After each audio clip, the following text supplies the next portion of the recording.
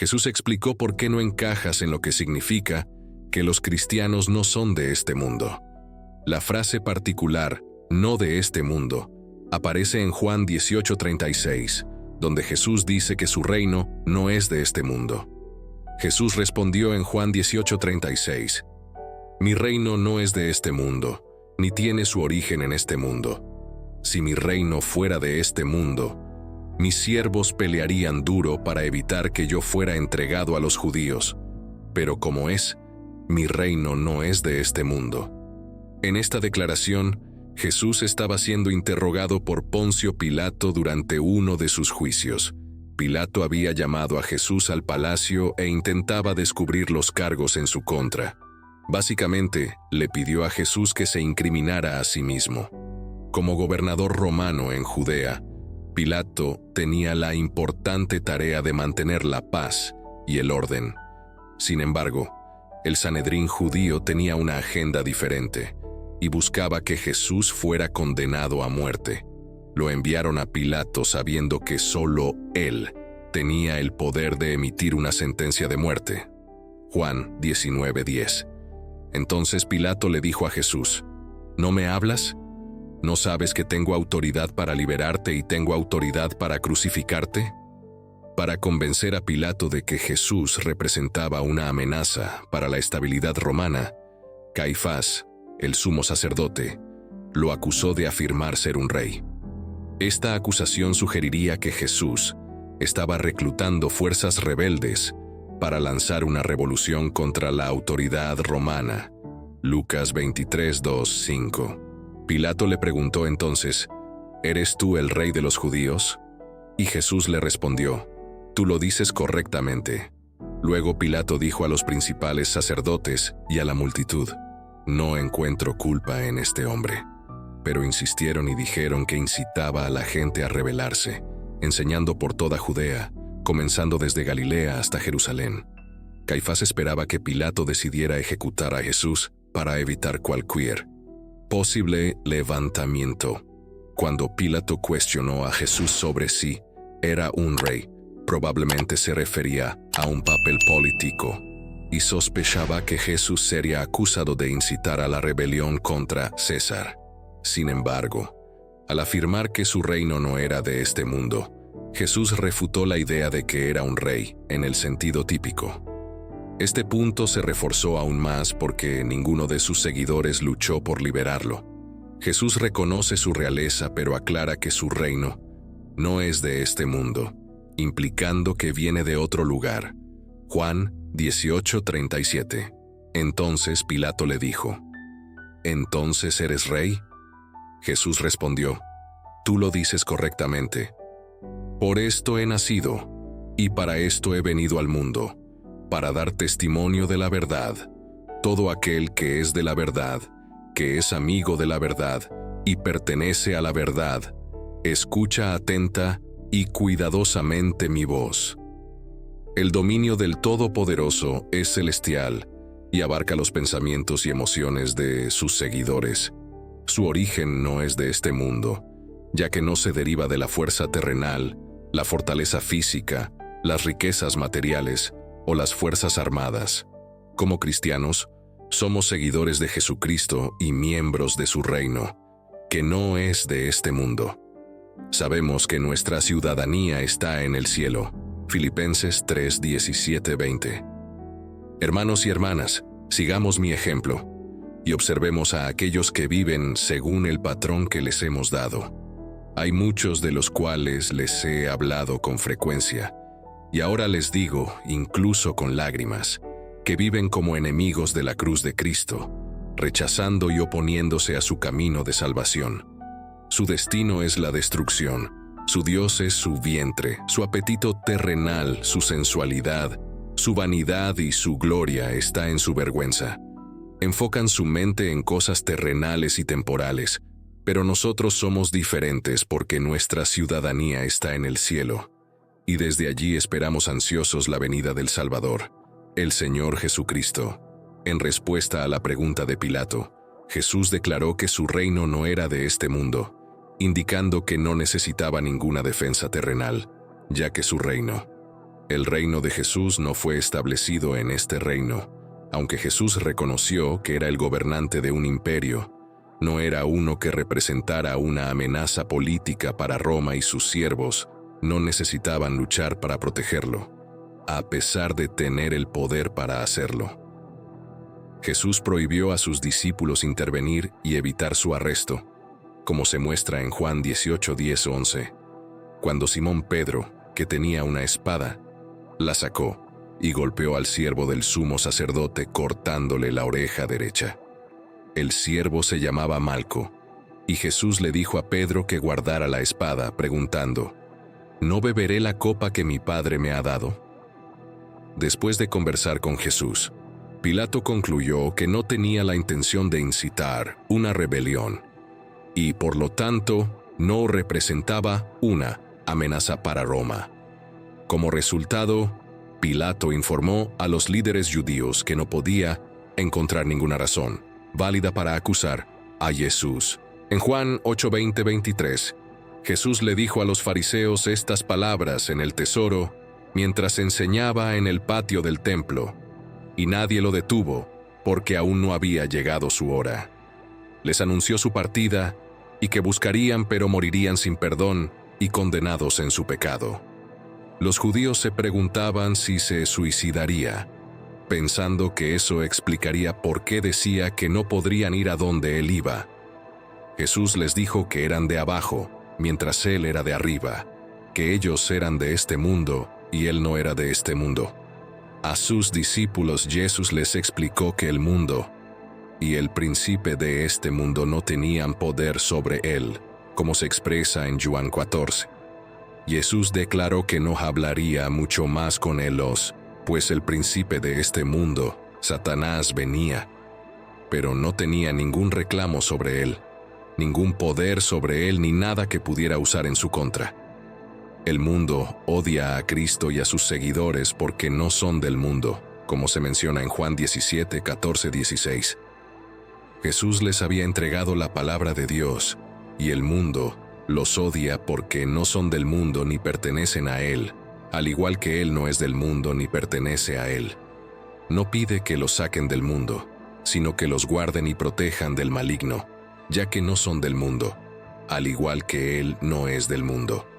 La frase, "Mi reino no es de este mundo", se refiere a la fuente y carácter del reino de Cristo, en lugar de su ubicación física.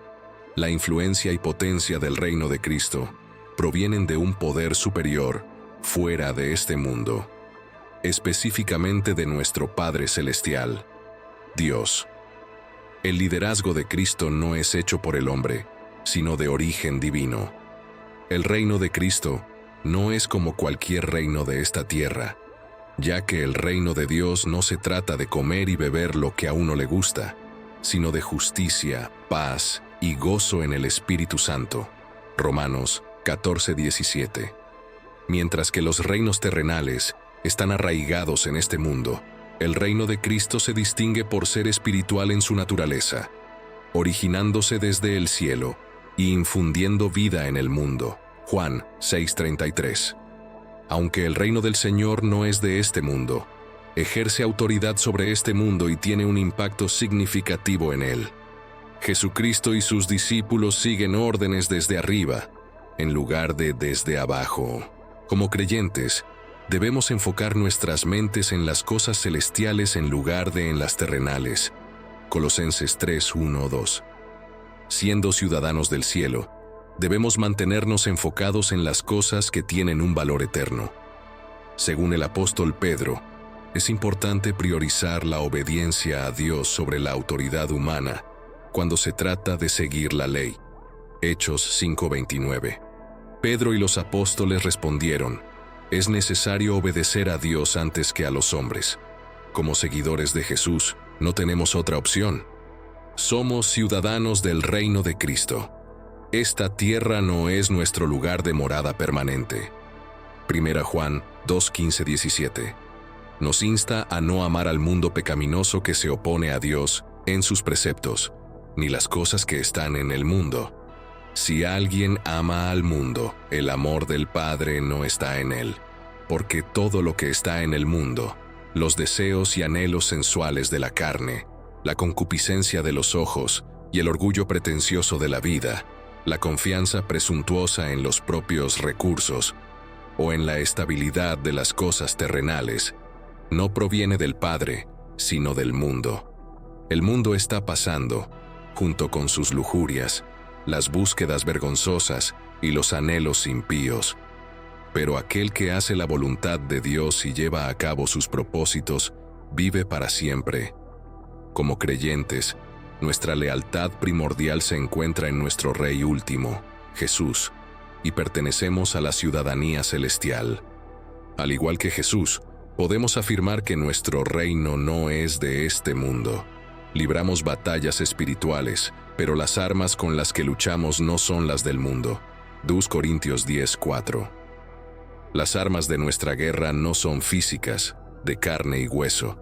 Nuestras armas son divinamente poderosas para la destrucción de fortalezas. Como individuos que creen en Dios, nuestro enfoque principal es dar la máxima importancia al reino de Dios y seguir sus principios de justicia. Hallamos consuelo en el hecho de que nuestro Rey nos ha otorgado la bendición de la vida eterna y que aquellos que se adhieren a la voluntad de Dios vivirán para siempre, mientras que las tentaciones y placeres mundanos eventualmente perecerán. Aunque vivimos actualmente en la tierra, nuestra existencia terrenal es momentánea en comparación con la infinita duración de la eternidad. Santiago 4:12-14. Solo hay un dador de la ley y juez, el único capaz de salvar y destruir, el único Dios que tiene el poder absoluto de vida y muerte. Pero, ¿quién eres tú para juzgar hipócrita o autojustamente a tu prójimo? Ven ahora y presta atención a esto. Tú que dices, hoy o mañana iremos a tal ciudad, pasaremos allí un año, haremos negocios y obtendremos ganancias. Sin embargo, no sabes nada acerca de lo que pueda suceder en tu vida mañana.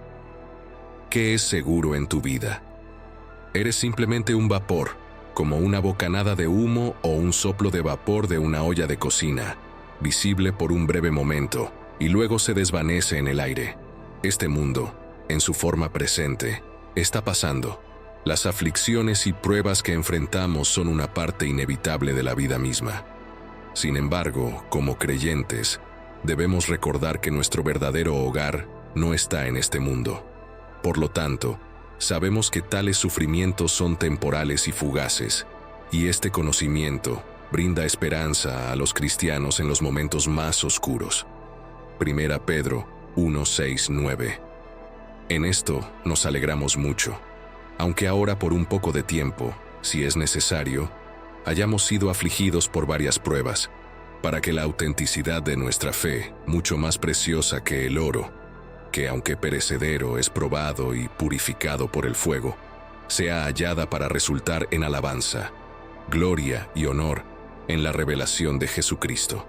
Aunque no lo hayamos visto, lo amamos, y aunque no lo veamos ahora, creemos y confiamos en Él, y nos regocijamos grandemente con gozo inefable y glorioso, recibiendo como resultado el fruto, el cumplimiento de nuestra fe, la salvación de nuestras almas. Este lugar quebrantado no es nuestro destino final. Estamos recibiendo un reino inconmovible. Hebreos 13:14. Aquí no tenemos una ciudad duradera, pero buscamos la ciudad que está por venir. Por lo tanto, ya que recibimos un reino que no puede ser conmovido, mostremos gratitud y ofrezcamos a Dios un servicio agradable y un culto aceptable con reverencia y temor, como seguidores de Jesús. Los cristianos pertenecemos a un reino que trasciende las limitaciones terrenales y perdura eternamente, que está más allá de este mundo. Hemos sido elegidos por Dios para heredar las bendiciones del cielo, y allí es donde se encuentra nuestro verdadero hogar. Tito 3:7. Esto nos justifica, nos libera de la culpa del pecado, mediante su gracia compasiva e inmerecida, y nos reconoce como aceptables ante Él, haciéndonos herederos de la vida eterna, experimentándola de hecho según nuestra esperanza, garantizada hasta el regreso de nuestro Rey. Esperamos, tenemos esperanza y hacemos lo posible para llevar a otros a esa relación que no es de este mundo con Jesucristo. Tito 2:13. Esperando y confiando plenamente en el cumplimiento de nuestra bendita esperanza y en la gloriosa aparición de nuestro gran Dios y Salvador, Jesucristo. Romanos 5:5. Esta esperanza en las promesas de Dios nunca nos decepciona, ya que el amor de Dios se ha derramado abundantemente en nuestros corazones a través del Espíritu Santo que nos ha sido dado. Entendiendo nuestra identidad alienígena, la Biblia habla en varios lugares sobre los creyentes siendo extraterrestres o exiliados en este mundo. Por ejemplo, en 1 Pedro capítulo 2 se refiere a los creyentes como extranjeros y desconocidos en la tierra. Una vez no eran un pueblo en absoluto, pero ahora son el pueblo de Dios. Una vez no habían recibido misericordia, pero ahora han recibido misericordia. Como amados, se les insta como extranjeros y desconocidos en este mundo a abstenerse de los deseos centrales, esos deseos deshonrosos que hacen guerra contra el alma. Este concepto se alinea con la idea de que nuestra verdadera ciudadanía, como se menciona en Filipenses capítulo 3, está en el cielo. Somos diferentes porque nuestra ciudadanía está en el cielo, y desde allí esperamos ansiosamente la venida del Salvador, el Señor Jesucristo. Esto nos lleva a una pregunta fascinante. ¿Cómo nos convertimos en extraterrestres espirituales según la palabra de Dios? Esta transformación ocurre porque Dios nos eligió, nos escogió en Él antes de la creación del mundo. Nos predestinó para ser adoptados como hijos a través de Jesucristo, de acuerdo con su placer y voluntad. Efesios 1:4-5. Esta elección significa un cambio de una identidad terrenal a una celestial. Cuando nacemos de nuevo, según dice la Biblia, nos convertimos en nuevas creaciones, y nuestro antiguo yo ya no se siente en casa en este mundo. De alguna manera, nos convertimos en extraterrestres espirituales, no perteneciendo a este mundo, sino a un reino celestial, estableciendo paralelos entre nuestro interés en seres extraterrestres y nuestra identidad espiritual como extraterrestres. Puede ser esclarecedor. Al igual que nos fascina la posibilidad de vida más allá de la Tierra, también podemos encontrar maravilla en nuestro viaje espiritual como extraterrestres en este mundo. Esta perspectiva puede brindar un sentido único de propósito y pertenencia. Nos recuerda que hay más en la vida de lo que vemos y experimentamos en la Tierra. Pero, ¿qué diferencia hace esto en nuestras vidas diarias? Como extraterrestres espirituales, vivimos bajo una nueva constitución, el Nuevo Testamento. Seguimos a un nuevo Rey, Jesucristo, y nuestros deseos y anhelos cambian mientras buscamos alinearnos con nuestra ciudadanía celestial. Esta transformación se resume velamente en 2 Corintios 5:7. Así que, si alguno está en Cristo, nueva criatura es. Las cosas viejas pasaron, he aquí todas son hechas nuevas. Esta declaración plantea un poderoso mensaje sobre el efecto transformador de la fe en Jesucristo. Estar en Cristo es una frase clave aquí. Significa una profunda relación personal con Jesucristo.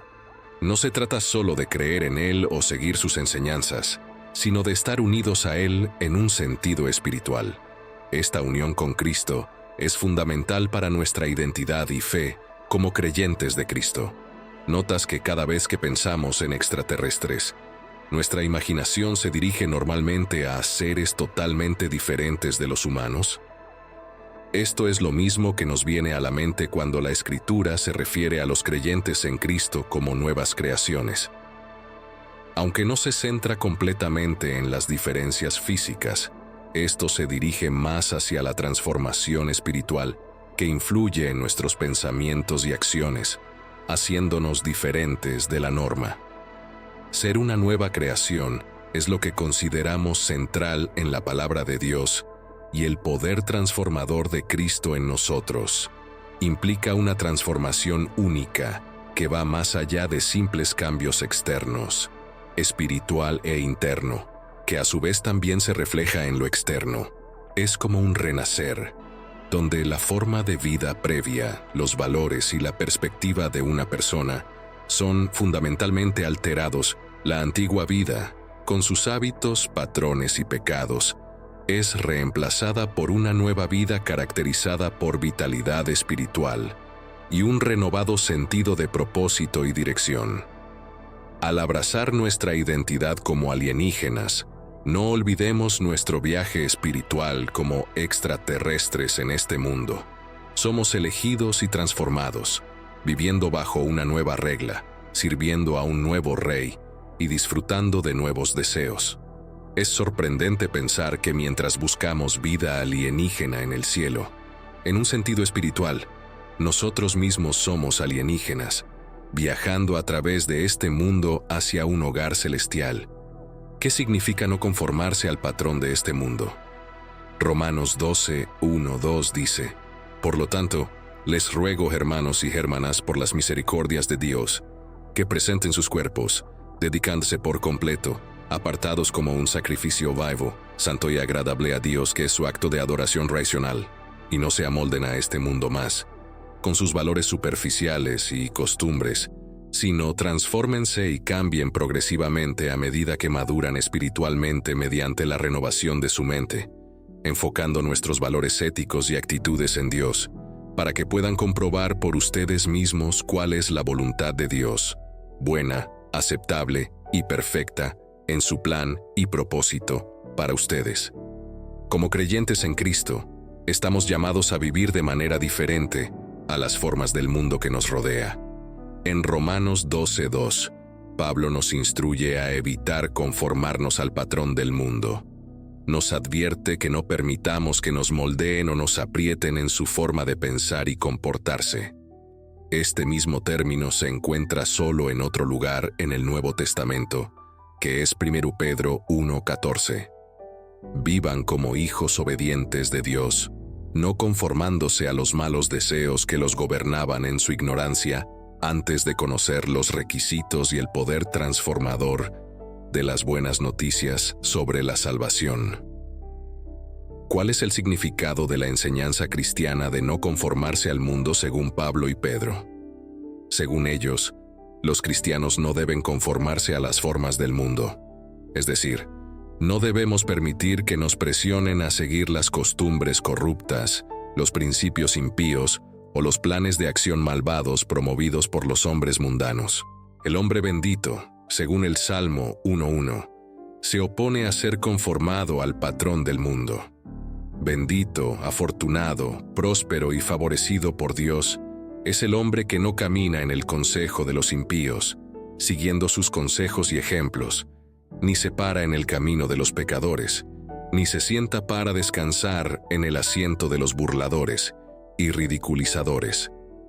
Los cristianos viven en el mundo, pero su forma de vida no está moldeada por los principios mundanos.